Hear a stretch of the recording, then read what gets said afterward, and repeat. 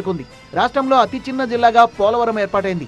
రంపచోడవరం కేంద్రంగా ఏర్పాటైన ఈ జిల్లాలో 12 మండలాలు, 3.5 లక్షల మంది జనాభా ఉన్నారు. కొత్తగా అడ్డరోడ్డు జంక్షన్, అద్దంకి, పీలేరు, మడకసిర, బనగానపల్లి రెవెన్యూ డివిజన్లు ఏర్పాటయ్యాయి.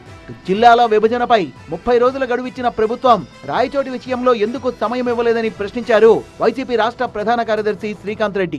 చట్ట విరుద్ధంగా అన్నమయ్య జిల్లా కేంద్రం మార్చారని ఆరోపించారు. పార్లమెంటరీ కేంద్రాన్ని ఒక జిల్లా కేంద్రంగా తీసుకున్నప్పుడు, ఆ రోజు సెంట్రల్లీ లొకేషన్గా రాయచోటి ఉన్నప్పుడు, మరి మీరు మదనపల్లిని సపరేట్ చేస్తూ, మీరు రాయచోటిని మీరు కార్నర్ చేస్తూ, ఇటుపక్క విద్వేషాలు మీరు రెచ్చగొట్టి, మళ్ళా ఏదో ఎవరు మీకు సపోర్ట్ లేరు, మీరు ఒంటరిగా మిగిలిపోయారు అన్నటువంటి హేళనగా రెవెన్యూ మంత్రి గారు అనగాని సత్యప్రసాద్ గారు మాట్లాడడం చాలా దుర్మార్గం. వైసీపీ హయాంలో జిల్లాల విభజన శాస్త్రీయంగా జరగలేదని ఆరోపించిన టీడీపీ మరోసారి జిల్లాల పునర్విభజనతో పాటు పలు మార్పులు చేసింది.